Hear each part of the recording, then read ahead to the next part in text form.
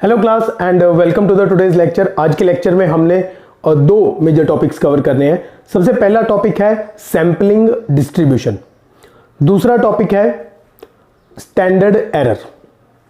ये दोनों टॉपिक्स हमें हेल्प करेंगे आगे टेस्टिंग के जो मेथड्स हैं। हमारे पास टोटल 4 मेथड्स हैं जो हमने सीखने हैं आगे आने वाली वीडियोस में।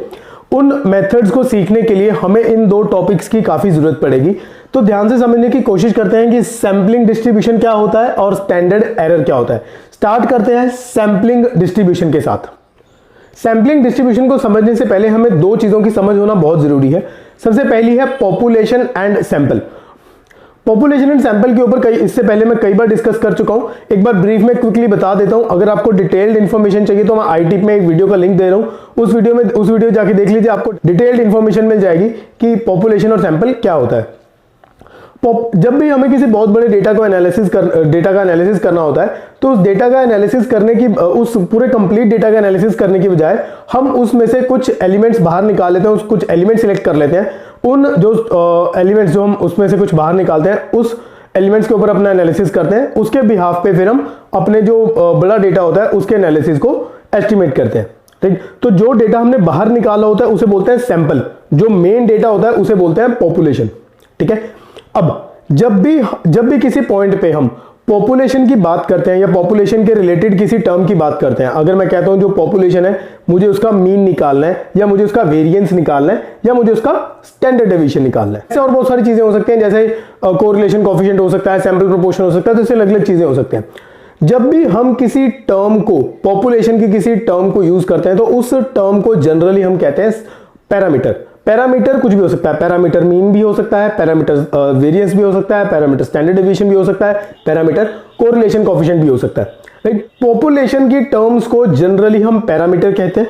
राइट, उसी तरीके से जो सैंपल्स उसमें से ड्रॉ किए जाते हैं उन सैंपल्स की जनरल टर्म को हम स्टैटिस्टिक कहते हैं। ये दो वर्ड बहुत इंपॉर्टेंट है, पैरामीटर, स्टैटिस्टिक।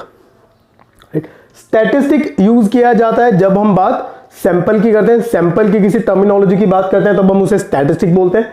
जब हम पॉपुलेशन की टर्मिनोलॉजी की बात करते हैं तो उसे पैरामीटर बोलते हैं। राइट, ओके, अब आते हैं सैंपलिंग डिस्ट्रीब्यूशन के ऊपर। इसे समझने के लिए एक पहले छोटी सी एग्जांपल लेता हूं, छोटी सी एग्जांपल डिस्कस करते हैं। अगर आपको एग्जांपल समझ में आ जाएगी तो आपको मेन पार्ट भी समझ में आ जाएगा। एग्जांपल के तौर पे एक सपोज कीजिए कि मेरे पास टोटल 10 लोग हैं और 10 लोगों में से मुझे 3 लोगों की टीम बनानी है, यानी 10 लोगों में से कोई 3 लोग चूज करने हैं और उनकी टीम बनानी है। राइट, अब मान लीजिए वो 10 लोग मेरे पास, मैंने उनको रोल नंबर असाइन कर दिया 1 2 3 सो अप टू 10।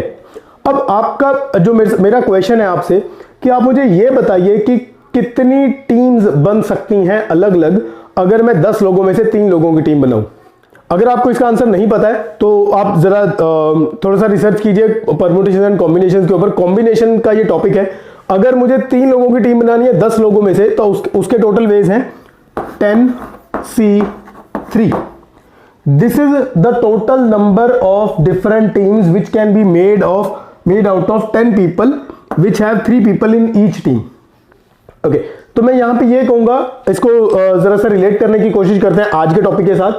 अगर मेरे पास पॉपुलेशन में 10 लोग हैं और मुझे सैंपल बनाना है 3 लोगों का, तो उसमें टोटल कितने अलग अलग 3 लोगों वाले सैंपल बन सकते हैं? तो उसका आंसर होगा 10C3। राइट, अब आते हैं आज के टॉपिक पे। अगर मेरे पास पॉपुलेशन है जिसका साइज है n, साइज से मतलब होता है number of elements present in that population. मेरे पास एक पॉपुलेशन है जिसका साइज है कैपिटल N और मुझे उसमें से सैंपल बनाना है स्मॉल n साइज का। Size of capital N is size of population, small n is size of sample. अब इस n में से मुझे स्मॉल n साइज का सैंपल बनाना है। ठीक है, क्वेश्चन ये नहीं है, क्वेश्चन ये है कि ऐसे कितने सैंपल्स बनेंगे, ऐसे कितने सैंपल्स बनेंगे। उसके लिए आपको इस एग्जांपल पे वापस आना होगा। अगर ये मेरा साइज ऑफ पॉपुलेशन है और ये मेरा साइज ऑफ सैंपल है तो टोटल कितने सैंपल्स बनेंगे, कितनी टीम्स बनेंगी? 10C3। तो यहां पे टोटल कितने सैंपल्स बनेंगे? Agreed, capital NCN। इससे रिलेट करोगे तो बात समझ में आएगी। ओके, अब देखिए अब इसे मैं नंबर नाम दे रहा हूं के, स्मॉल के। स्मॉल के क्या होगा? स्मॉल के is a number of samples which have been drawn from this population of size capital N and size of each sample is small n, right? अगर यहां तक बात समझ में आई है तो 1 मिनट के लिए वीडियो को पॉज करके एक बार रिवाइंड करके अपने दिमाग में सोचिए कि मैंने अभी क्या समझाया है, राइट? क्योंकि इसके बाद आने वाली चीज थोड़ी सी कॉम्प्लिकेटेड हो सकती है, उसके लिए यहां तक क्लैरिटी होना बहुत ज्यादा जरूरी है। जैसे कि हमने इससे पहले देखा था कि हमने किया क्या है, हमने टोटल के सैंपल्स बना लिए हैं अपने पॉपुलेशन में से, टोटल डिफरेंट अलग अलग के सैंपल्स बना लिए, 1 2 3 4 5 ऐसे टोटल करके के हैं, और हर एक सैंपल का साइज स्मॉल n है, यानी हर एक में नंबर ऑफ एलिमेंट्स जो है वो सेम है। तो मैंने क्या किया, मैंने कुछ बॉक्सेस बनाए हैं, ये बॉक्सेस रिप्रेजेंट कर रहे हैं सैंपल को, ठीक है? यानी ये एक बॉक्स है जिसमें n एलिमेंट्स हैं, ये एक सैंपल है जिसमें n एलिमेंट्स हैं, ये भी एक सैंपल है जिसमें n एलिमेंट्स हैं, ऐसे टोटल k सैंपल्स बनेंगे, ठीक है? अब जरा ध्यान से सोचिए कि जो बॉक्स ये है, जो एक सैंपल है जिसको मैं नंबर 1 कह रहा हूं, इस सैंपल के अंदर कुछ एलिमेंट्स पड़े हैं, कुछ नंबर्स पड़े हैं, पॉपुलेशन से जो ड्रॉ हुए हैं इसमें कुछ नंबर्स पड़े हैं। अब उन नंबर्स का अपने आप में कुछ मीन होगा, कुछ उनका अपने आप में वेरिएंस भी होगा, कुछ उनका अपने आप में स्टैंडर्ड डेविएशन भी होगा। तो उनकी अपनी अपने हर एक इनके स्टैटिस्टिक होंगे, यानी इसका स्टैटिस्टिक अलग अलग स्टैटिस्टिक होंगे। इनका मीन भी होगा, मैं उसको नाम दे रहा हूं x1 बार। इनका वेरिएंस होगा, मैं उनको नाम दे रहा हूं v1, ठीक है? का वेरिएंस भी होगा, मैं उसे नाम दे रहा हूं सिग्मा 1 स्क्वायर, ठीक है? स्टैंडर्ड डेविएशन भी होगा, मैं उसे सिग्मा 1 कह रहा हूं। सिमिलरली इसके अंदर भी इसका मीन होगा x2 बार, वेरिएंस होगा सिग्मा 1 स्क्वायर, स्टैंडर्ड डेविएशन होगा सिग्मा 2 स्क्वायर, और स्टैंडर्ड डेविएशन होगा सिग्मा 2। सिमिलरली सबके लिए होगा। ओके, अब मैं एक नया सेट बनाऊंगा, ठीक है? ध्यान से देखिएगा कि वो सेट में कौन से एलिमेंट्स हैं, क्योंकि आगे हमें उसी सेट को स्टडी करना है। मैंने क्या किया, मैंने एक नया बॉक्स लिया, बॉक्स मतलब एक सेट लिया। उस सेट में मैंने क्या किया, मैंने पहला सैंपल उठाया, अब इस सैंपल का जो मीन है वो लिया, मैंने इसका x1 उठा के x1 बार यहां पे ले आया, x1 बार। सिमिलरली मैंने इसका भी मीन उठाया, सेकंड सैंपल का मीन उठाया, उसको भी यहां ले आया।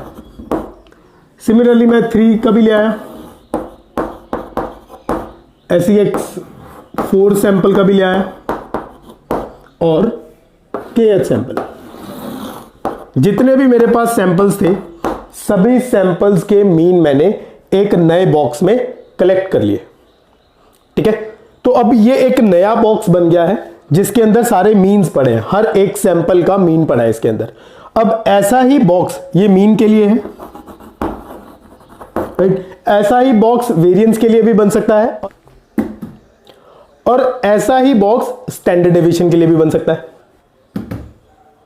अब अगली बात बहुत इंपॉर्टेंट है, इसे बहुत ध्यान से सुनिए, क्योंकि ये इसी पॉइंट को समझने के लिए हमने इतनी मेहनत की है। अब इस बॉक्स को, इस सेट को, जो नया सेट बना है, इस बॉक्स को बोलते हैं हम sampling distribution of mean, right? अब आपको पता है मीन क्यों कह रहे हैं, क्योंकि सारे मीन्स इकट्ठे किए हैं, राइट? अब क्योंकि अपने आप एक नया सेट बन चुका है, अब इसमें बहुत सारे अलग अलग नंबर्स हैं, तो इसलिए इसे हम कहते हैं सैंपलिंग डिस्ट्रीब्यूशन। सैंपलिंग इसलिए कहते हैं क्योंकि सैंपल्स की हेल्प से बनाया है, राइट? और मीन इसलिए क्योंकि मीन्स का है। इसे बोलेंगे हम sampling distribution of variance, right? इसे बोलेंगे हम sampling distribution of standard deviation. अब बहुत सारे बच्चों के मन में क्वेश्चन अराइज होगा, तो क्या सर ये सिर्फ 3 ही टाइप की सैंपलिंग डिस्ट्रीब्यूशन हो सकती है, मीन, वेरिएंस, स्टैंडर्ड डेविएशन? तो जवाब है बिल्कुल नहीं। अब ये डिपेंड करता है आप कौन से स्टैटिस्टिक की बात कर रहे हैं। इस सैंपल के अंदर मैंने 3 स्टैटिस्टिक दिखाए हैं, एक मीन, एक वेरिएंस, एक स्टैंडर्ड डेविएशन, ठीक है? अब यहां पे बहुत सारे अलग अलग स्टैटिस्टिक हो सकते हैं। स्टैटिस्टिक की जैसे मैंने पहले भी बताया, जैसे कोरिलेशन कोएफिशिएंट हो सकता है, पॉपुलेशन प्रोपोर्शन आता है, तो ऐसे बहुत सारे अलग अलग स्टैटिस्टिक हो सकते हैं। तो आप जिस भी स्टैटिस्टिक का नया सेट बना रहे हैं उसको हम कह देंगे sampling distribution of that statistic, ठीक है? अगर मैं जनरलाइज वे में बोलूं कि एक स्टैटिस्टिक T1 है, यहां पे स्टैटिस्टिक T2 है, इसका स्टैटिस्टिक T3 है, T4 है, और टी के, और इन टीज का वो मैं अगर एक बॉक्स में डाल दूं, तो टीज को मैं बॉक्स में डाल दूं, T1, T2, T3, T4, Tk, ठीक है, मैंने सारे टीज इसमें डाल दिए, तो इसे बोलेंगे हम sampling distribution of statistic T, right. चलिए, अब आई होप यहां तक बात क्लियर हो गई हो।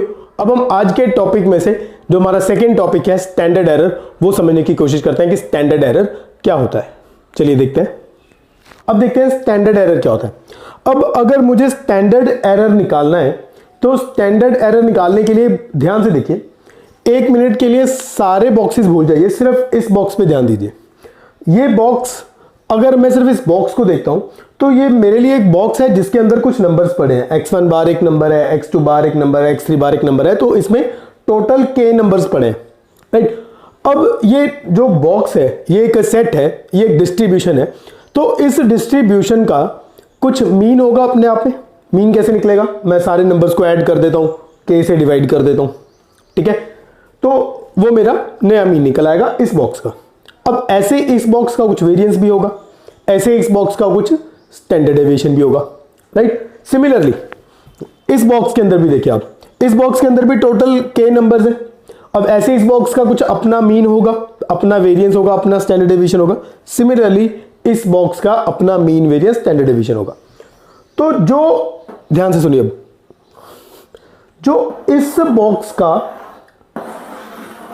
स्टैंडर्ड डेविएशन होगा उसे बोलेंगे standard error of mean, right.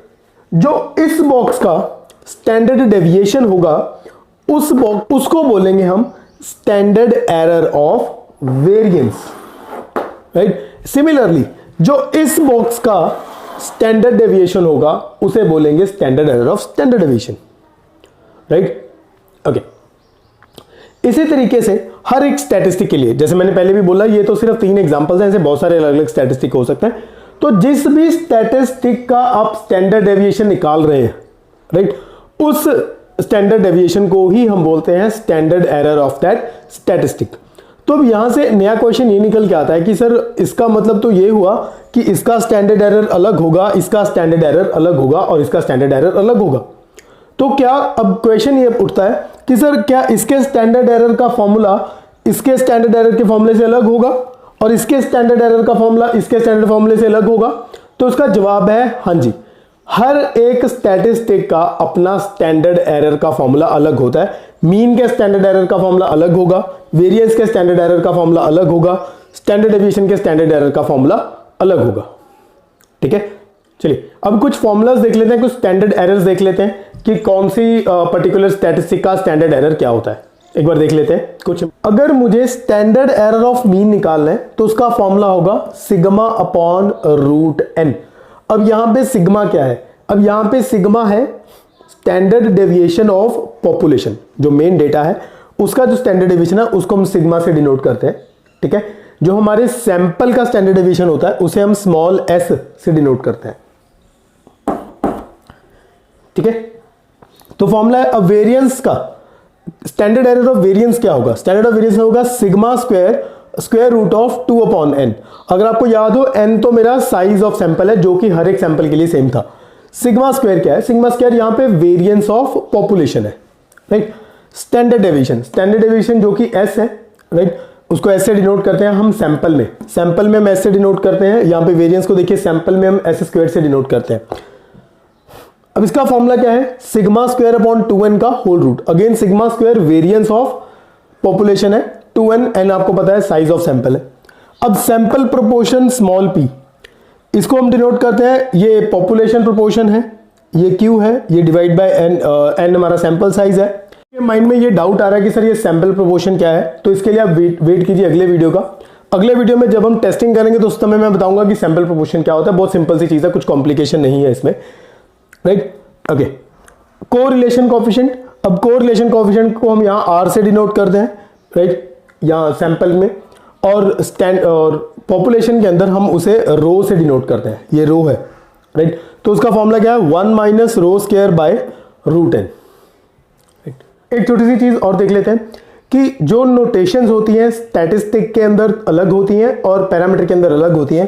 Statistic में हम मीन को एक्स बार से डिनोट करते हैं, बट पैरामीटर में हम मीन को न्यू से डिनोट करते हैं। सिमिलरली वेरिएंस को हम एस स्क्वायर से डिनोट करते हैं, या पैरामीटर में हम सिग्मा स्क्वायर से डिनोट करते हैं। स्टैंडर्ड डेविएशन को स्मॉल एस, इसको सिग्मा के साथ, सैंपल प्रोपोर्शन को या स्मॉल पी के साथ डिनोट करते हैं, कैपिटल पी के साथ, और कोरिलेशन कोएफिशिएंट को या आर के साथ डिनोट करते हैं या रो के साथ। ओके स्टूडेंट्स, आज के वीडियो में इतना ही। अगर आज के वीडियो में कुछ भी आपको नया सीखने को मिला हो तो इस वीडियो को लाइक जरूर कीजिएगा। अगर कोई किसी पॉइंट पे डाउट आया हो तो कमेंट सेक्शन में अपने डाउट जरूर पूछिएगा, और इस चैनल को सब्सक्राइब जरूर कीजिएगा। माय नेम इज संचित Bansal and thank you so much for watching.